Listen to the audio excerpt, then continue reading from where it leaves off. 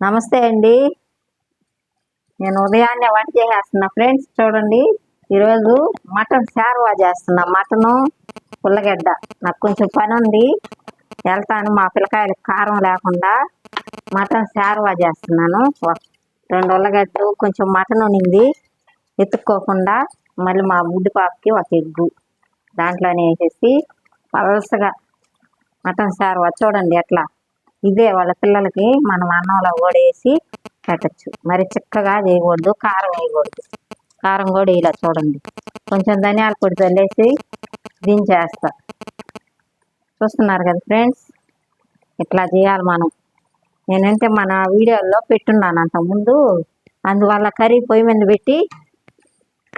మీద పెట్టి మీకు చెప్తున్నా. మటన్ శార్వా పిల్లలకి ఇలా చేయాలి. కొంచెం ధనియాల పొడి వేసేస్తా ఫ్రెండ్స్. చూడండి,